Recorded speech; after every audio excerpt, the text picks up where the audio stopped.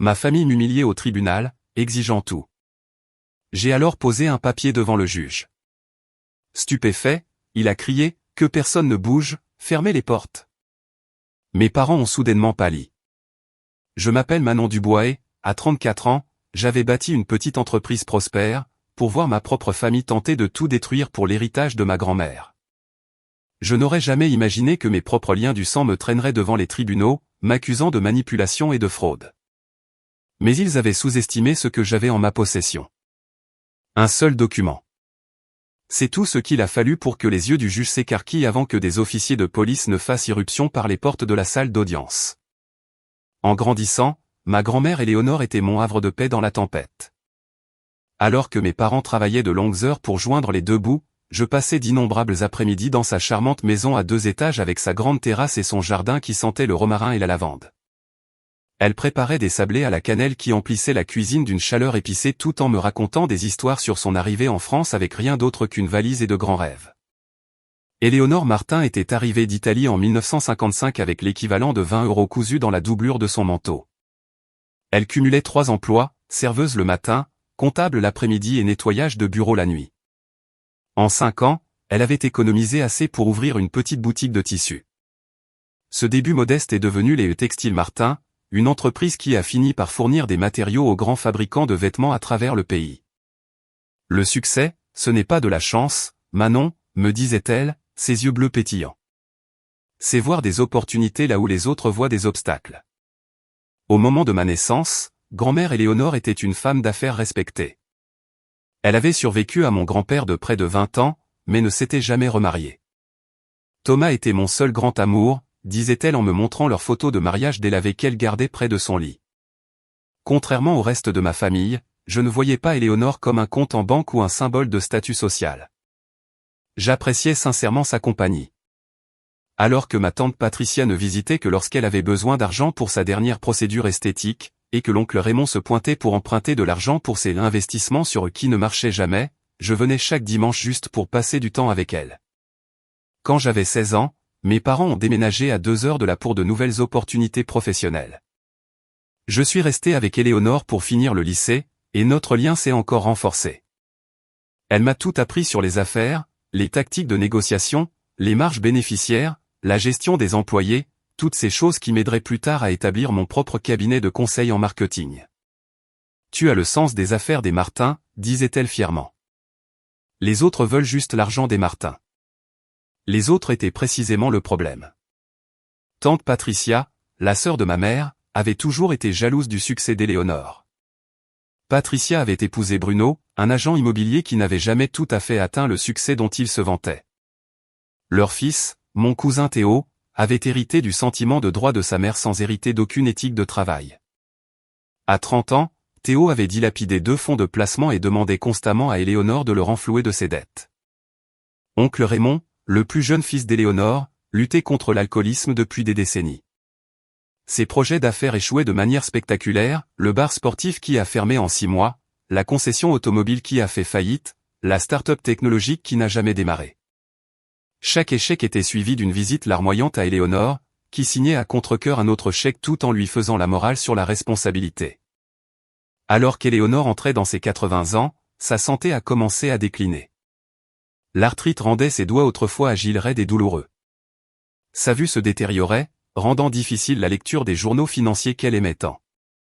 Quand elle est tombée et s'est fracturée la hanche à 84 ans, j'ai pris la décision de mettre temporairement mon entreprise en pleine croissance en pause et d'emménager chez elle pour m'occuper d'elle. Tu n'as pas besoin de faire ça, protesta-t-elle. Tu as ta propre vie. Tu es ma vie aussi, lui ai-je dit simplement, et je le pensais. Pendant 2 ans, j'ai géré ses médicaments, je l'ai conduite aux rendez-vous médicaux et je l'ai aidée à naviguer dans les escaliers. Nous avons établi de nouveaux rituels, soirée cinéma le lundi avec des films classiques, promenade en voiture au lac le mercredi après-midi, et matinée du samedi dans son jardin où je devenais ses mains, plantant les fleurs qu'elle ne pouvait plus entretenir elle-même. Pendant ce temps, le reste de la famille visitait rarement. Patricia appelait occasionnellement, orientant toujours la conversation vers le testament d'Éléonore. Théo s'est montré 2 fois, les 2 fois pour demander des prêts.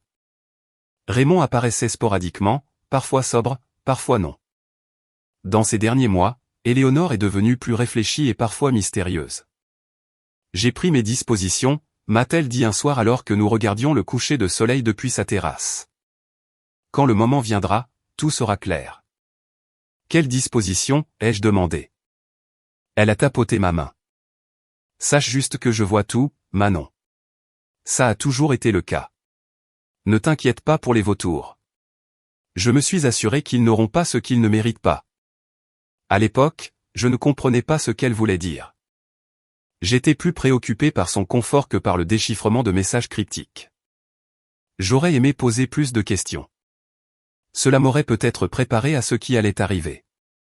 La dernière conversation cohérente que nous avons eue portait sur la confiance. L'argent révèle la vraie couleur des gens, a-t-elle chuchoté, sa voix frêle, mais son esprit toujours vif. Regarde attentivement qui célèbre ton succès et qui le ressent avec amertume. Cela te dira tout ce que tu dois savoir sur leur caractère. Ces mots allaient s'avérer prophétiques d'une manière que je ne pouvais imaginer. Éléonore est décédée paisiblement un mardi matin d'avril. Je tenais sa main, lui lisant à haute voix Au bonheur des dames, son roman préféré, quand elle a pris une dernière respiration et s'en est allée. La pièce a semblé se vider de quelque chose d'essentiel au moment où elle est partie, comme si son esprit remarquable avait emporté toute la lumière avec lui. Les premières 24 heures sont passées dans un flou de larmes et d'appels téléphoniques. J'ai contacté les pompes funèbres, appelé les membres de la famille et je me suis assise seule dans son jardin, essayant d'absorber la réalité de son départ. Mon chagrin était une douleur physique, un vide qui rendait la respiration difficile. La famille est arrivée comme un front orageux. Patricia a fait irruption avec des sanglots dramatiques qui se sont arrêtés bizarrement vite quand elle pensait que personne ne regardait. Théo portait un costume noir qui avait encore l'étiquette partiellement attachée, comme s'il prévoyait de le rendre après les funérailles. Raymond s'est montré empestant le whisky et l'après-rasage, les yeux injectés de sang. Quelle tragédie, annonçait Patricia à tous ceux qui voulaient l'entendre au funérarium. Mère et moi étions si proches. Je me suis mordu la langue, me souvenant des mois où Patricia n'avait même pas appelé pour prendre des nouvelles de la santé d'Éléonore. Les funérailles ont attiré beaucoup de monde. Éléonore avait été respectée dans la communauté des affaires et aimée par ses employés. D'anciens travailleurs ont voyagé de tout le pays pour lui rendre hommage. Des associés d'affaires ont envoyé d'immenses arrangements floraux. Le maire a même fait une apparition, parlant brièvement des contributions d'Éléonore aux œuvres caritatives locales. Pendant l'éloge funèbre que j'ai prononcé, j'ai remarqué que les membres de ma famille scannaient la salle, notant qui était important, qui représentait de l'argent ou des connexions. Pendant mon discours, Patricia a regardé sa montre 3 fois. La réception par la suite a eu lieu chez Éléonore. Alors que je remerciais les gens d'être venus, j'ai surpris Théo se faufilant à l'étage. 15 minutes plus tard, il est réapparu l'air frustré. Quand je suis monté plus tard pour avoir un moment seul, j'ai remarqué que les tiroirs du bureau d'Éléonore étaient légèrement ouverts et que les papiers semblaient dérangés. Plus tard dans la soirée, après le départ de la plupart des invités, j'ai surpris une conversation entre Patricia et Raymond dans la cuisine. La lecture du testament est prévue pour vendredi, disait Patricia. Bruno sait que l'exécuteur testamentaire dit qu'Éléonore valait au moins 15 millions d'euros. Je n'avais aucune idée que c'était autant, répondit Raymond. L'entreprise textile, les biens immobiliers, les investissements, ça s'additionne. La question est, combien Manon va-t-elle toucher? Elle a joué le rôle de la petite fille dévouée de manière assez convaincante. Leurs mots m'ont piqué comme des coups physiques. Un rôle? J'avais mis ma propre vie en pause par amour pour Éléonore, pas pour un gain financier. Vendredi est arrivé avec une anticipation tendue. La famille s'est réunie au bureau de l'avocat de longue date d'Éléonore, maître Gérard Fischer, un homme distingué dans la soixantaine qui gérait ses affaires juridiques depuis des décennies. Il semblait particulièrement gentil avec moi, offrant ses condoléances avant de passer aux affaires. Avant de commencer, a dit Gérard, je tiens à noter qu'Éléonore était totalement saine d'esprit lorsqu'elle a fait ses derniers amendements à ce testament il y a 6 mois. Elle comprenait exactement ce qu'elle faisait. Patricia et Raymond ont échangé des regards. Le testament commençait par de petits legs, des bijoux à des parents éloignés, des œuvres d'art à des amis, des dons caritatifs. Puis vint la bombe. À ma petite fille, Manon Dubois, qui m'a montré un véritable amour familial et une loyauté sans faille, je lègue ma participation majoritaire dans les textiles Martin, ma résidence principale et tout son contenu, ainsi que la somme de 12 millions d'euros de mes comptes d'investissement. La salle a explosé. Patricia a bondi sur ses pieds, le visage déformé par la rage. C'est scandaleux. Elle a été manipulée. Raymond a renversé un verre d'eau. Manon l'a convaincu de nous déshériter. Mère ne ferait jamais ça. Le visage de Théo avait pris une teinte violette alarmante. C'est l'argent de notre famille.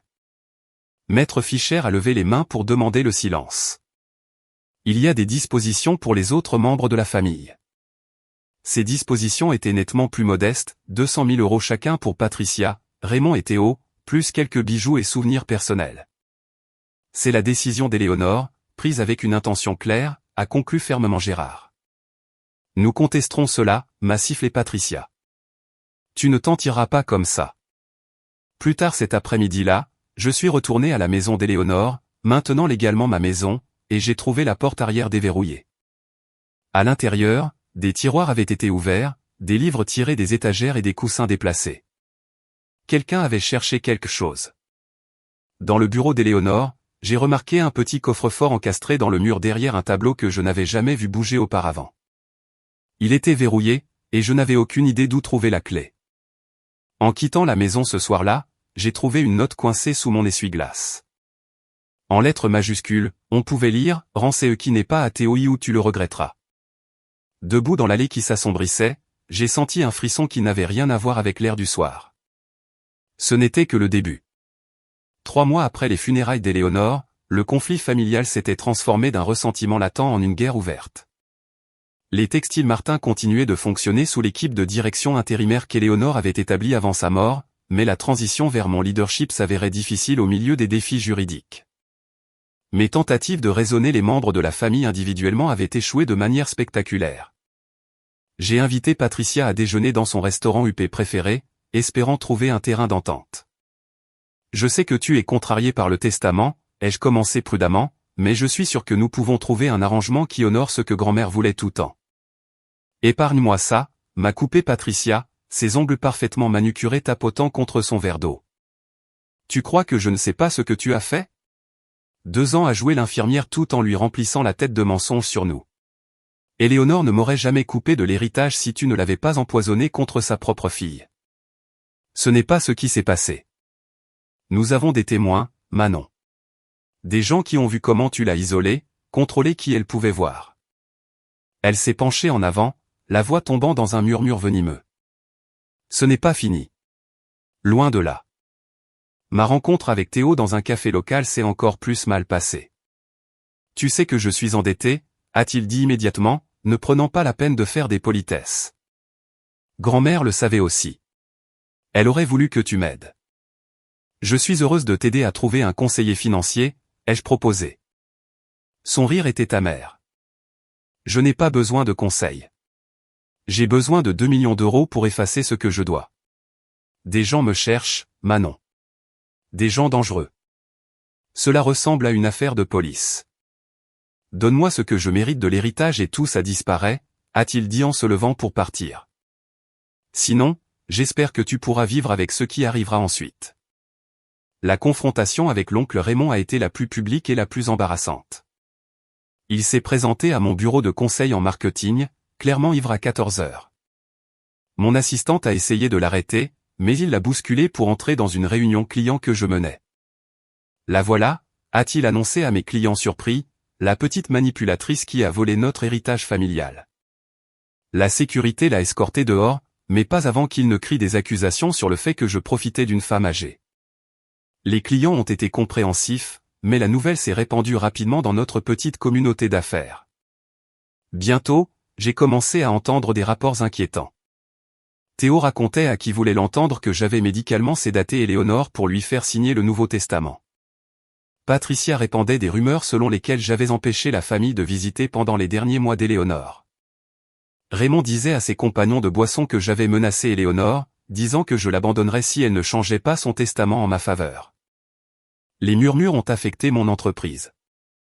2 clients ont annulé leur contrat. Une invitation à un dîner de l'industrie a été annulée. D'anciens amis sont devenus distants, clairement mal à l'aise avec la controverse. Puis est arrivée la notification légale. La famille avait engagé maître Marc Bellefeuille, l'un des avocats les plus chers et les plus agressifs de la région. Son cabinet se spécialisait dans la contestation de testaments, en particulier ceux impliquant des actifs substantiels.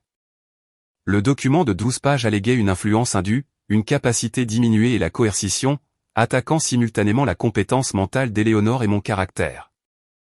Trouver une représentation légale s'est avéré étonnamment difficile.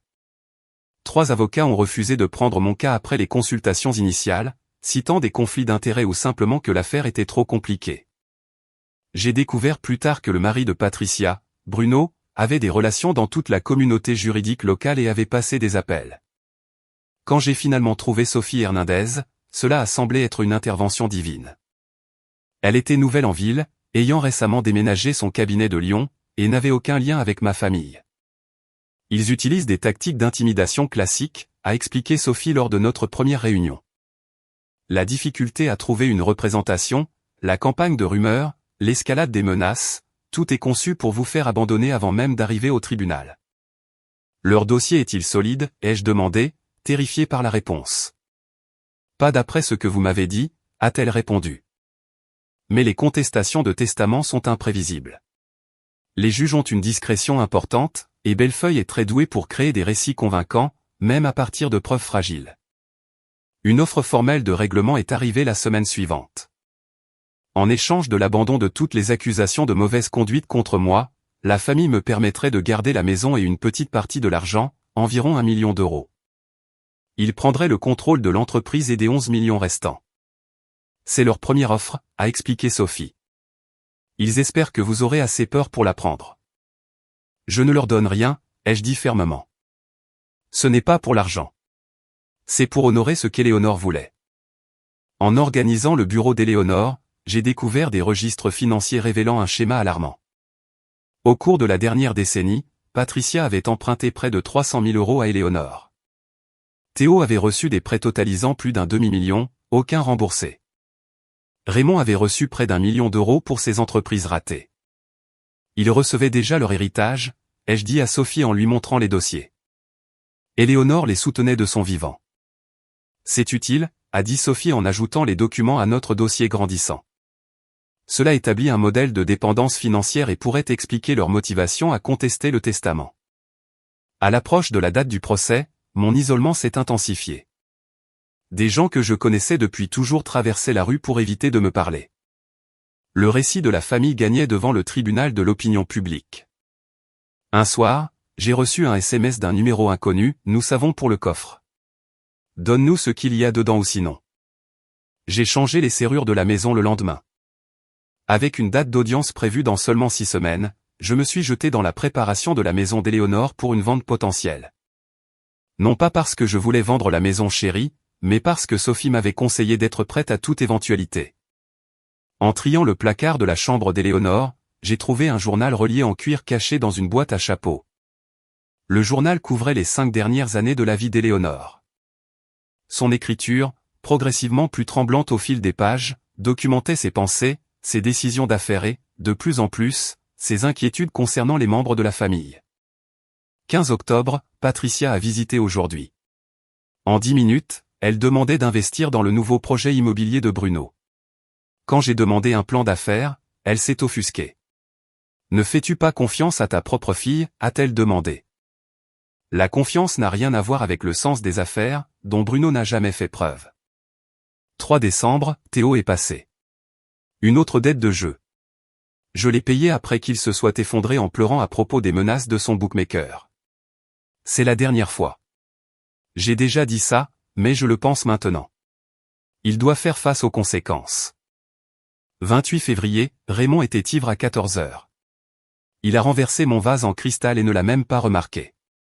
Quand j'ai mentionné la cure de désintoxication à nouveau, il est sorti en trombe. Plus tard, il a appelé pour demander de l'argent pour tenir le coup. J'ai refusé.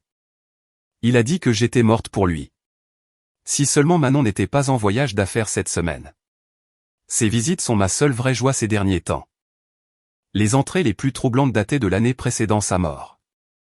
10 mai, j'ai pris une décision. Manon héritera de la majeure partie de mon domaine. Les autres ont reçu plus qu'assez au fil des ans sans rien avoir à montrer pour cela. Patricia sera furieuse. Je dois prendre des précautions. 17 juin, rencontrer Gérard pour mettre à jour mon testament. J'ai aussi parlé avec Martin à la banque. Il documente tous les prêts aux membres de la famille. Je lui ai demandé de préparer un historique financier complet remontant à 10 ans. 3 septembre, Patricia a amené Bruno à l'improviste. Pendant qu'elle me distrayait dans la cuisine, il était seul dans mon bureau pendant 15 minutes.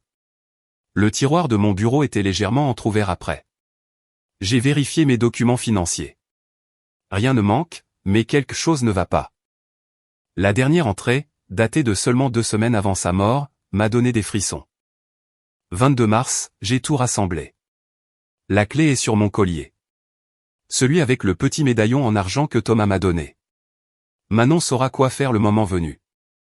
J'ai vu comment ils me regardent maintenant, non pas comme leur mère ou grand-mère, mais comme un compte en banque auquel ils attendent d'accéder. Seule Manon me voit. Je suis si fatigué. Le journal était une mine d'or de preuves, mais il m'a aussi brisé le cœur. Éléonore avait été plus consciente des machinations de la famille que je ne l'avais réalisé.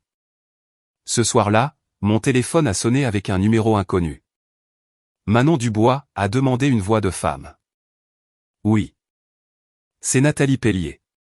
J'étais l'infirmière à domicile de votre grand-mère durant sa dernière année. Je me souvenais de Nathalie, une femme gentille et efficace qui venait 3 fois par semaine pour aider à la physiothérapie d'Éléonore. J'ai suivi les nouvelles concernant la contestation du testament, a-t-elle continué. Il y a quelque chose que vous devez savoir. Votre oncle Raymond et votre cousin Théo ont rendu visite à votre grand-mère la veille du changement de son testament. Je les ai entendus la menacer. La menacer comment, ai-je demandé, ma main se serrant sur le téléphone.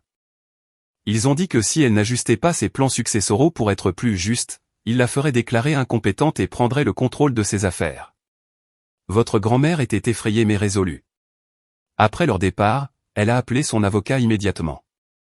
Nathalie a accepté de fournir une déclaration sous serment, une autre pièce cruciale de preuve.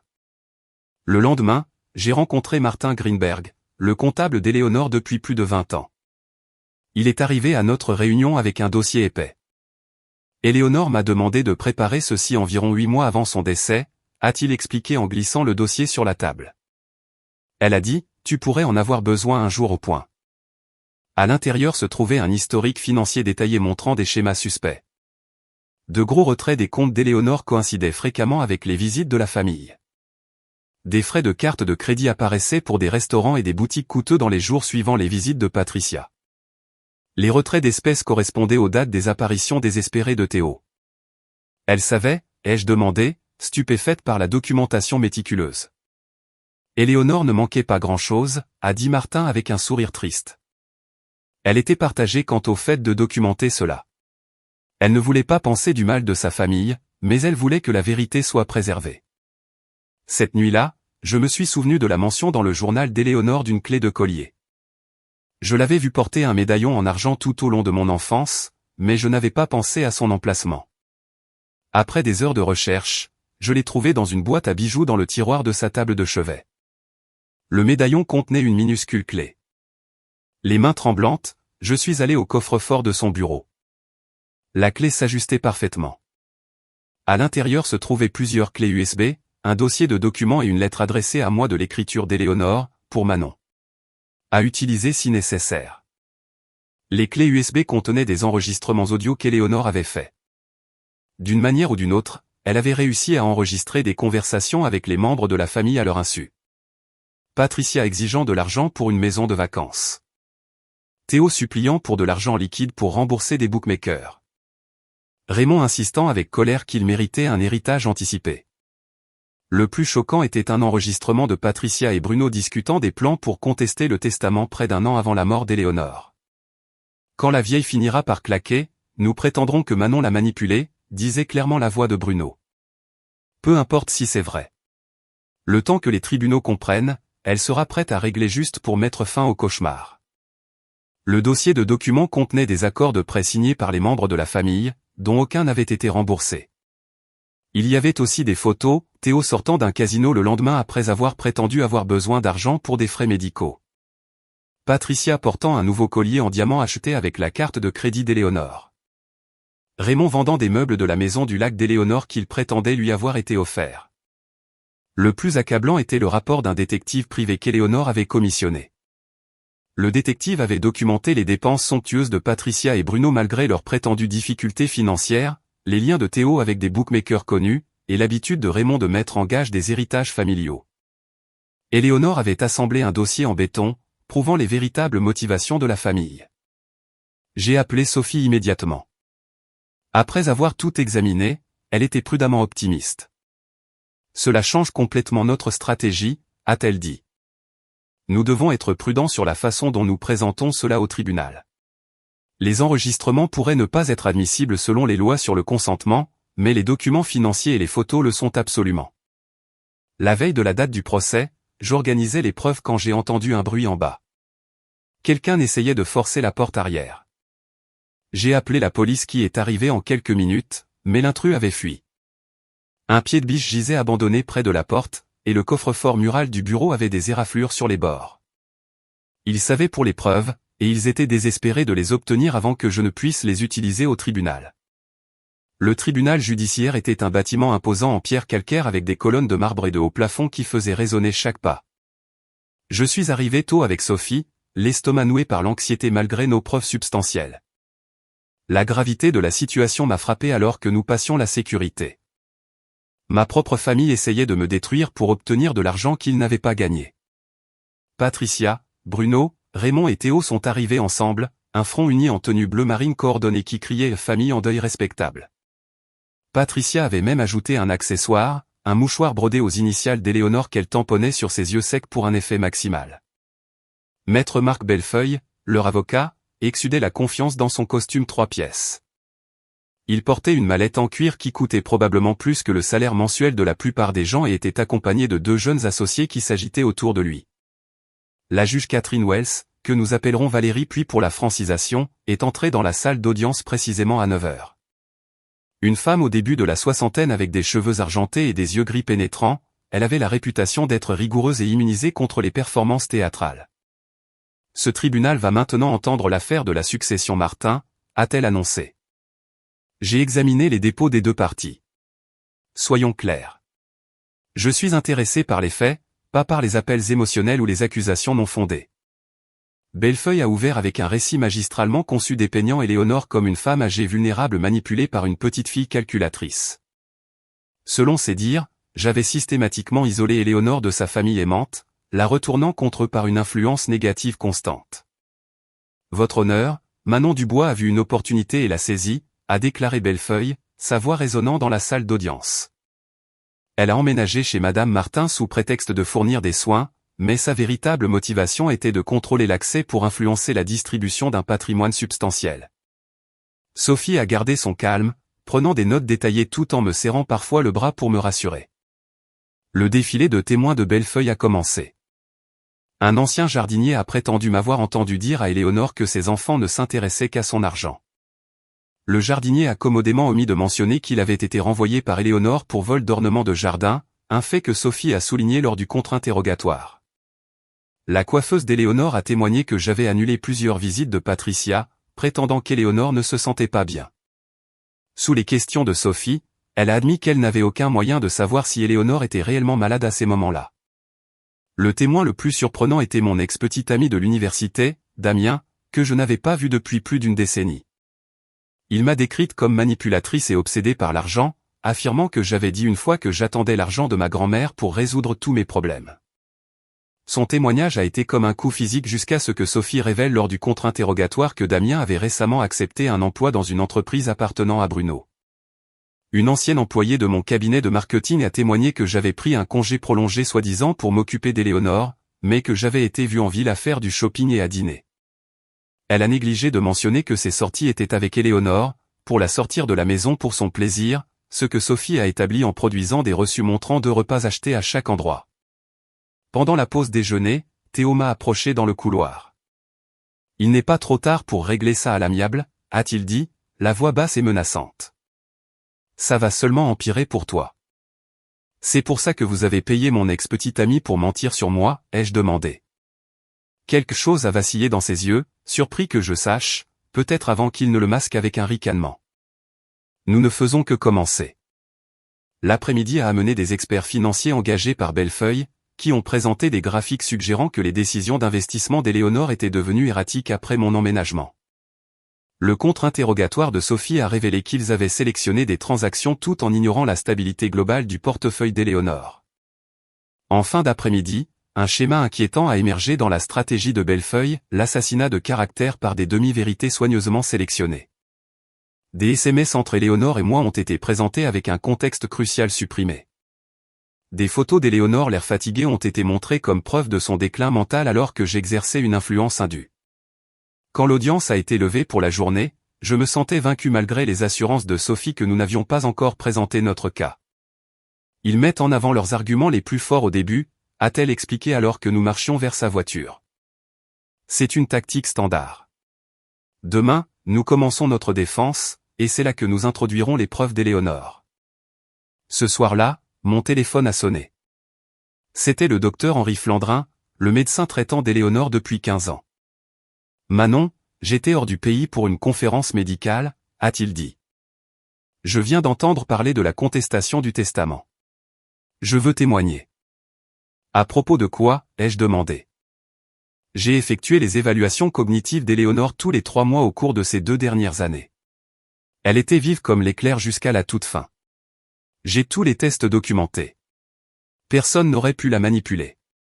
Elle était trop intelligente pour ça. Je me suis endormi cette nuit-là en serrant le médaillon d'Éléonore, puisant de la force dans la connexion avec elle. Demain déterminerait si ses dernières volontés seraient honorées ou renversées. Le 2e jour du procès s'est levé avec un sentiment de mauvais augure. Ma famille est entrée dans la salle d'audience avec des sourires narquois subtils, croyant clairement que la victoire était à portée de main. Patricia avait remplacé son mouchoir accessoire par une photo encadrée d'Éléonore qu'elle a placée ostensiblement sur la table devant elle. Maître Bellefeuille a commencé par appeler son témoin vedette, le docteur Alain Jenkins, un gériatre psychiatre qui n'avait jamais rencontré Éléonore mais avait examiné ses dossiers médicaux. Basé sur mon analyse, a témoigné Jenkins, Madame Martin présentait des signes classiques de vulnérabilité cognitive dans ces dernières années. Perte de mémoire, confusion sur les dates, difficultés avec les concepts financiers. Tout cela est cohérent avec une capacité diminuée. Le contre-interrogatoire de Sophie a été chirurgical. Docteur Jenkins, avez-vous parlé avec le médecin traitant réel de Madame Martin? Non, je ne l'ai pas fait. Donc, votre évaluation est basée uniquement sur des dossiers médicaux partiels fournis par l'avocat de la partie adverse? Oui, mais...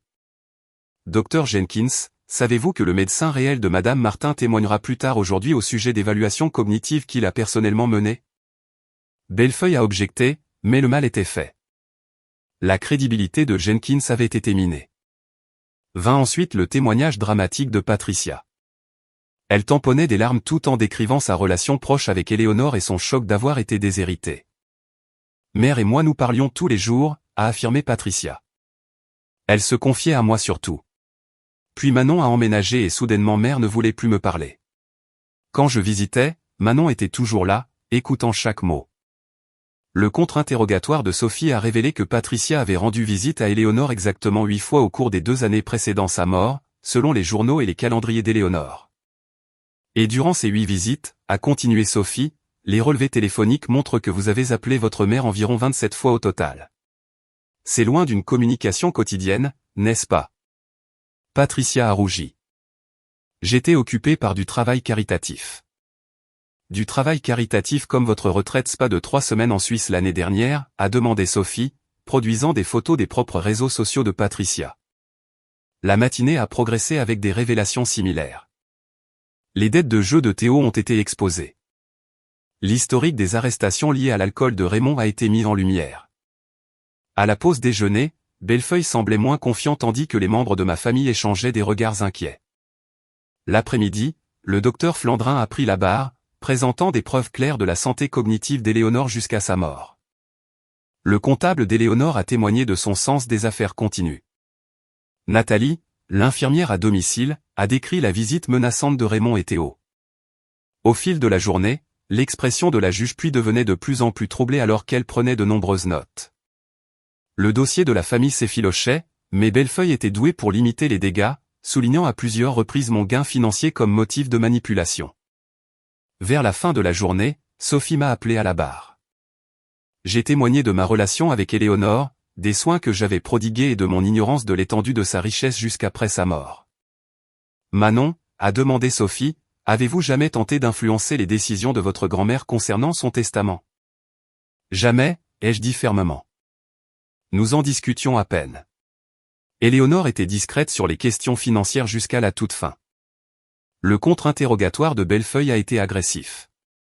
Il a présenté une photo de moi à la banque d'Éléonore, suggérant que j'avais accédé à ses comptes de manière inappropriée. J'ai expliqué que je déposais des chèques pour son entreprise parce qu'elle avait du mal à conduire. N'est-il pas commode, a insisté Bellefeuille, que la seule personne qui a passé le plus de temps avec Madame Martin dans ces dernières années soit celle qui reçoit la majeure partie de son patrimoine de 15 millions d'euros. Je n'ai pas passé du temps avec elle pour avoir son argent, ai-je répondu, luttant pour garder ma voix stable. J'ai passé du temps avec elle parce que je l'aimais. À la fin de la journée, la juge puis s'est adressée aux deux parties. Nous reprendrons demain matin pour les dernières preuves et les plaidoiries finales. Je compte rendre ma décision d'ici la fin de la journée. Cette nuit-là, Sophie et moi avons finalisé notre stratégie. Les dossiers financiers, les entrées de journal et les témoignages avaient été efficaces, mais nous n'avions pas encore joué notre carte maîtresse. Les enregistrements et le rapport du détective qu'Éléonore avait sécurisé dans le coffre. Nous le gardons pour la fin, a décidé Sophie. Impact maximal. Le dernier jour a commencé avec Bellefeuille présentant son jury comptable, qui a témoigné de schémas suspects dans les finances d'Éléonore après mon emménagement. Le contre-interrogatoire de Sophie a rapidement établi que ces schémas étaient en fait cohérents avec les habitudes de dépenses antérieures d'Éléonore. Patricia a repris la barre pour ce que Bellefeuille a appelé un témoignage de clarification. Sa performance était encore plus émotionnelle qu'avant, avec une voix tremblante et des pauses occasionnelles pour se ressaisir. Ma mère n'aurait jamais voulu que notre famille soit déchirée comme ça, a-t-elle dit, me regardant directement avec accusation. Manon a détruit notre héritage familial pour son propre gain. La juge puis semblait écouter attentivement, hochant parfois la tête pendant que Patricia parlait. Mon cœur a sombré. Malgré toutes nos preuves, la juge était-elle influencée par la performance de Patricia? Après la pause déjeuner, Sophie a annoncé, « Votre honneur, nous avons une dernière pièce à conviction à présenter. » Je me suis approché du banc avec une enveloppe scellée, mes mains tremblant légèrement. La juge puis l'a acceptée avec un regard interrogateur. En l'ouvrant et en commençant à lire, son expression est passée de la curiosité au choc, puis à une sombre détermination. Les avocats, approchés du banc, a-t-elle ordonné. Sophie et Bellefeuille se sont avancés pour une conférence à voix basse.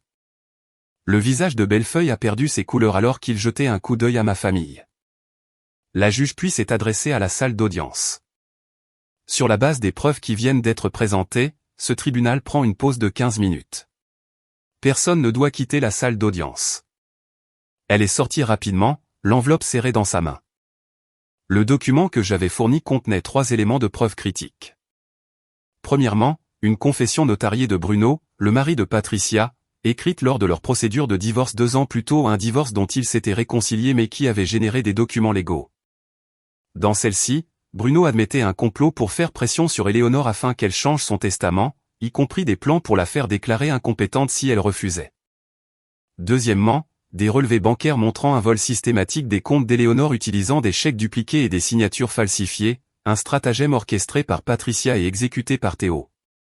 Troisièmement, un rapport de police déposé par Éléonore 6 mois avant sa mort documentant ses inquiétudes concernant l'abus financier envers les aînés.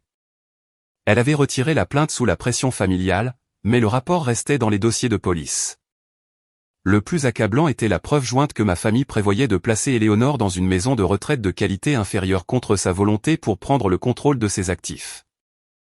Un plan documenté dans des courriels entre Patricia et un établissement connu pour ses normes de soins minimales. Quand la juge puis est revenue, elle était accompagnée de 4 officiers de police. Sur la base des preuves présentées à ce tribunal, j'ordonne la détention immédiate de Patricia Henderson, Bruno Henderson, Raymond Martin et Théo Henderson pour interrogatoire concernant un potentiel abus de faiblesse, fraude financière et complot. La salle d'audience a explosé. Patricia a crié, « C'est ridicule !» Manon a fabriqué ses preuves. Dans sa panique, elle a commis une erreur fatale. Ces enregistrements étaient censés être détruits. son admission involontaire a réduit la salle au silence. Elle venait de confirmer la connaissance de preuves dont elle n'aurait pas dû connaître l'existence à moins d'être effectivement coupable. Raymond s'est précipité vers la porte, mais a été rapidement intercepté par un officier. Théo s'est effondré sur sa chaise, la tête dans les mains. Bruno a commencé à chuchoter frénétiquement à Bellefeuille, qui s'est écarté avec un air de dégoût. La juge puis a frappé son marteau à plusieurs reprises pour rétablir l'ordre. Ce tribunal ne trouve aucun mérite à la contestation du testament d'Éléonore Martin. Le testament reste tel qu'il est écrit avec tous les actifs à distribuer selon ses volontés clairement exprimées. De plus, je réfère cette affaire au bureau du procureur de la République pour enquête criminelle. Elle m'a regardé directement avec une compassion inattendue.